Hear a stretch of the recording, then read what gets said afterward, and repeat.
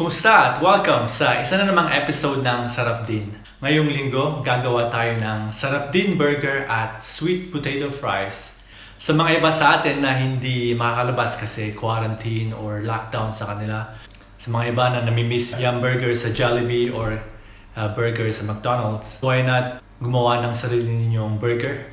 So kailangan natin ng minced beef para sa ating burger patty. So yung unang ingredient natin ay grated onions or sibuyas. Ganun din, finely chopped na garlic. Lagyan natin siya ng oregano leaves. Optional lang yung oregano. Kung meron kayo sa bahay, pwede nyo gamitin. Kung wala, okay lang din. Ihaluin muna natin siya. Mamaya tayo maglalagay ng ating salt and pepper para hindi mag-dry yung ating mixture. Ating itlog. Ngayon, ihalo natin sa ating minced beef.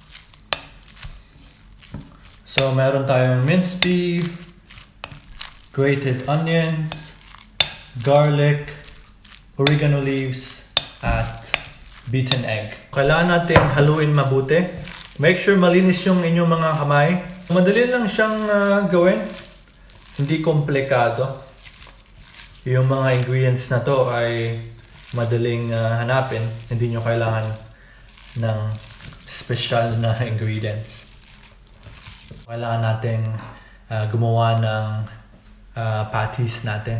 So usually yung ginagawa ko, nag-mold ako ng sabihin natin na tennis size na ball. So make sure na mga 1 inch yung height ng ating patty. Tapos i-form na natin siya according sa size ng burger bun natin. Itulak natin siya sa gitna para kapag naprito natin mamaya, hindi siya maging sobrang taba. Gagawa pa tayo ng isa para kay Kate. Once again, kailangan na malinis yung inyong mga kamay. Kung mapapansin nyo kanina, hindi ko siya nilagyan ng asin o kaya pepper. Ngayon, nalagyan ko na siya. Yung reason behind doon ay gusto ko na hindi mag-dry yung ating patty, kaya later ko na siya na nilalagay.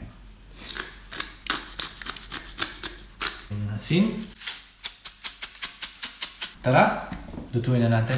Naglagay na tayo ng oil kanina sa frying pan natin. So, kailangan natin ng medium heat. Huwag masyadong malakas yung apoy, baka masunog yung ating burger patty.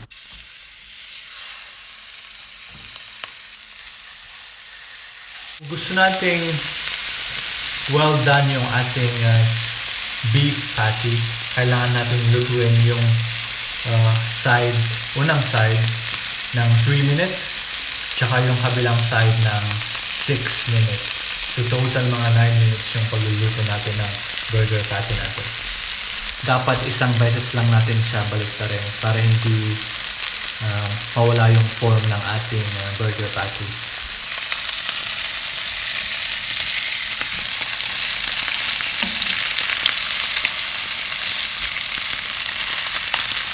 Pwede natin lagyan ng asin, ng konti, kabilang side, at pepper ulit.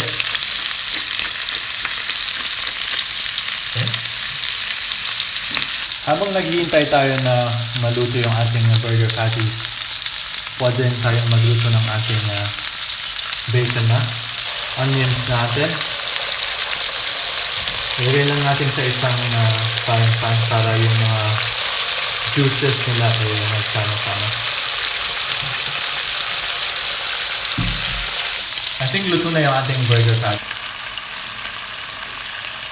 At ngayon, kailangan ko lang i-toast yung ating burger buns sa the same na frying pan kanina kung saan nandoon yung ating burger patties. Para sa ating sauce, kailangan natin ng mayo, ketchup, at mustard sauce or seeds. So kailangan lang natin haluin siya.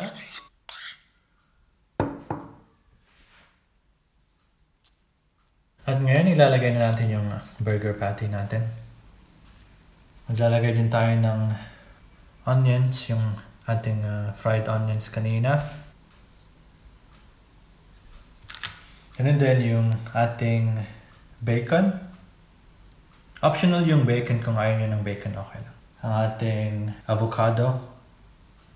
At yung panghuli, kung meron kayong barbecue sauce, recommended na lagyan yung barbecue sauce yung ating burger.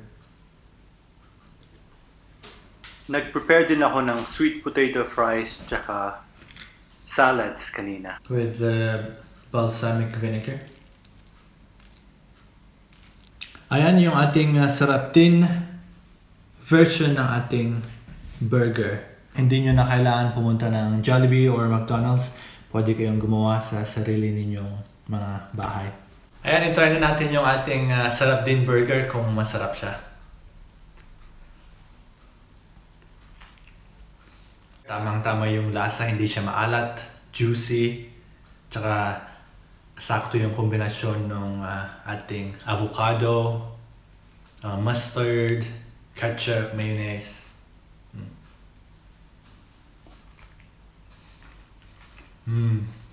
Sarap.